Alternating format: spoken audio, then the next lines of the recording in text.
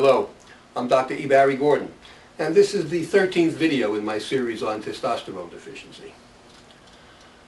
Can you imagine if a new disease appeared, a highly contagious virus, for example, that got into our bones and relentlessly ate them away, like termites in wood, until they became so weakened that our spinal bones simply collapsed, causing great pain, making us shrink or become grotesquely disfigured? Or our ribs became so fragile that a hug or a cough or a sneeze made them break? Or our hips became so delicate that they broke from a slight bump and required surgery to fix them? What a ghastly horror.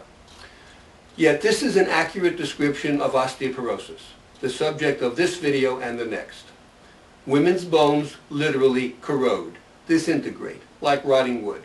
The fractures and deformities that come from this disease cause an enormous amount of pain and debility and death. And it's all the direct result of the loss of testosterone. The bone destruction is reversed by simply replacing the missing hormone. As is the case with many diseases and conditions, my task here is to first rid your minds of the fiction of osteoporosis and then explain the reality. There's a lot to absorb and think about in this video, so you might benefit by watching it more than once. Osteoporosis has been one of the most popular diseases discussed in the print and broadcast media. It's been actively promoted into the minds of American women by a continuing stream of advertisements and advice to get your bone density and take your calcium and vitamin D. I've been bewildered and angered about this modern image of osteoporosis ever since the disease was given a false identity several decades ago. As unbelievable as it sounds, the fact is that a fictional concept of osteoporosis has been regularly fed to the American public and is commonly the case with anything having to do with testosterone. The medical community, to its shame, has gone along with it, pretending that the disease is something other than it is. The falsehoods, half-truths, and inherent absurdities would be comical if the situation wasn't so tragic. You'll understand what I'm talking about after you know something about basic bone structure and physiology and what osteoporosis does to bone tissue. Fundamentally, bones are made of a protein honeycomb to which complex calcium crystals are attached. It is critical to understand that unattached calcium crystals do not remain in the bones. An excellent analogy would be sheetrock or plasterboard, that's the calcium, nailed to wooden wall studs, the protein honeycomb. For the purposes of this discussion, there are two kinds of cells in bones that affect its structure and strength. Osteoblasts, which make the protein honeycomb and then attach the calcium crystals, and osteoclasts, which destroy it. They eat up the protein honeycomb.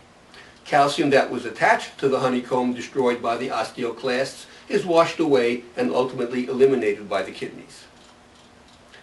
Under healthy conditions, bone is always in a state of remodeling. Osteoclasts destroying, osteoblasts rebuilding.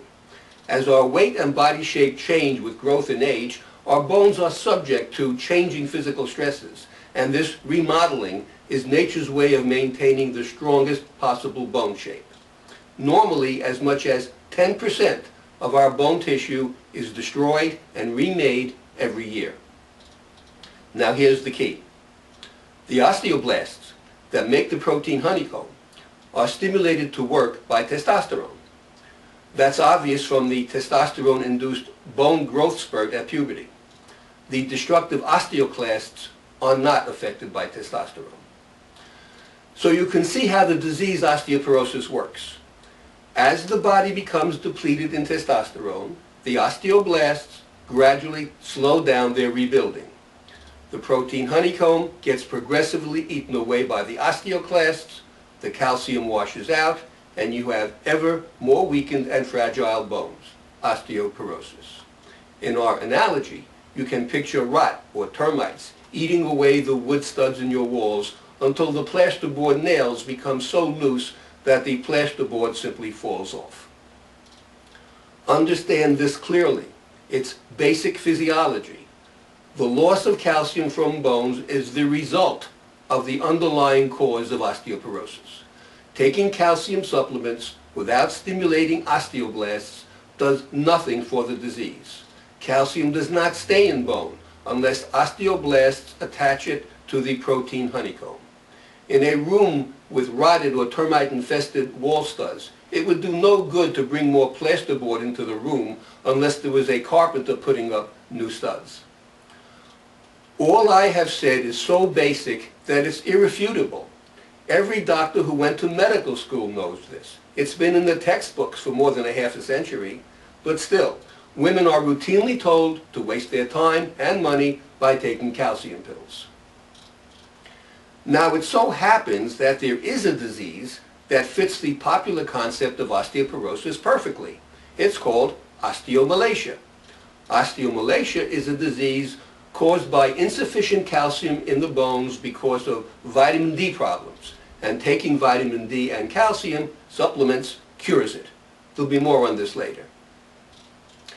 To repeat what I said earlier, it's my sense that because of the intimate relationship between osteoporosis and testosterone, some decades ago, the medical establishment decided to go along with the pretense that osteoporosis was osteomalacia, in effect ignoring the real pathology of the disease and running an ongoing scam on American women.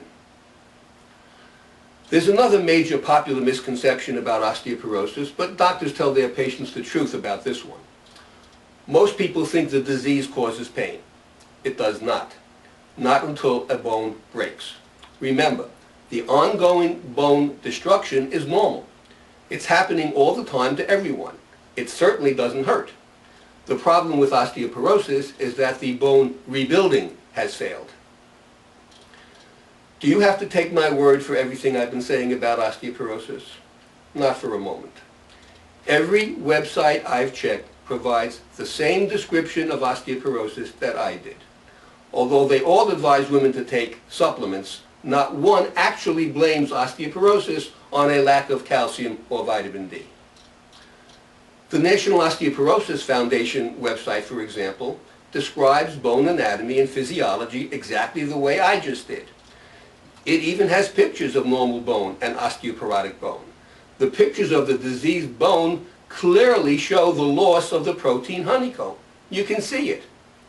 But then they go on to perpetuate the myth that increasing calcium intake is going to prevent or help the disease, as if calcium is going to stimulate osteoblasts. It doesn't. No one claims that it does. They and others do give one piece of realistic advice. Weight-bearing exercises probably do stimulate more bone rebuilding for any given level of testosterone. What does the National Institute of Health say about osteoporosis? Their website also has pictures of normal and osteoporotic bone. Pay close attention to their description of osteoporosis, because right after it, I'm going to quote their definition of another disease. Osteoporosis. The inside, quote, the inside of a bone normally looks like a honeycomb, but when a person has osteoporosis, the spaces inside this honeycomb become larger, reflecting the loss of bone density and strength. Now the other disease definition. They use the word collagen, which is the type of protein found in bone. Blank is softening, quote, blank is softening of the bones caused by not having enough vitamin D or by problems with the metabolism of this vitamin. These softer bones have a normal amount of collagen, protein, that gives the bone its structure, but they are lacking in calcium. Close quote. What disease are they defining? Osteomalacia. Note that when sufficient calcium is the problem, insufficient calcium is the problem. There is no change in the protein honeycomb structure of the bone. The Mayo Clinic website also gives the same description of bone anatomy and physiology. They even indict a sex hormone deficiency as the leading cause of osteoporosis. The problem is they have the wrong hormone, estrogen. It's the lack of testosterone that's the culprit.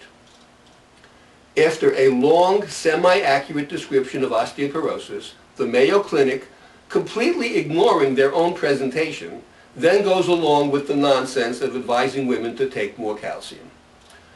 Remember that the Mayo Clinic names estrogen deficiency as the leading cause of osteoporosis, because we're going to come back to that idea a little later.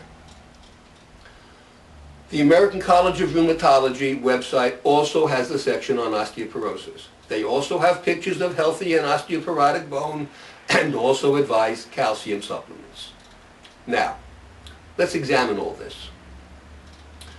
At what age do these organizations say that osteoporosis begins?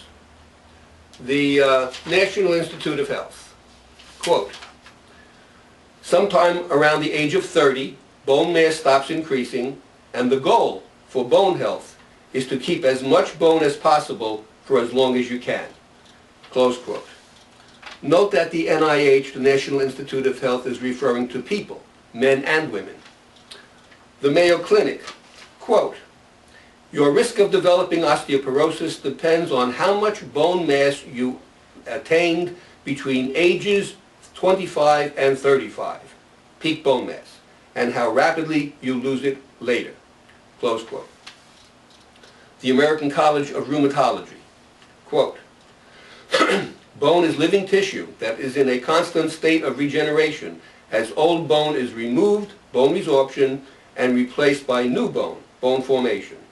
By their mid-30s, most people begin to gradually lose bone strength as the balance between bone resorption and bone formation shifts, so that more bone is lost than can be replaced. As a result, bones become thinner and structurally weaker, close quote. All three organizations agree that bone loss and weakening starts around the age of 30. Is it just a coincidence that testosterone loss begins between 25 and 35, and that testosterone is the primary stimulant for bone growth at puberty? Now let's examine this Mayo Clinic's claim that the lack of estrogen is the leading cause of osteoporosis. Are we to understand that women begin to lose bone mass in their 30s, not because of testosterone loss, which is occurring at the same time, but because they're losing estrogen 2 decades before the menopause? Are we to also understand that bone loss occurs in men, not because they lose testosterone, but because they lose estrogen? Surely it's obvious how utterly nonsensical all this is. But that's what happens when you try to ignore the reality of testosterone deficiency. I'll continue the discussion of osteoporosis in the next video. Remember my website, www.thehiddendisease.com. There's a lot of information there, along with medical study abstracts and previously released videos in this series. I'm Dr. E. Barry Gordon. Thank you for watching.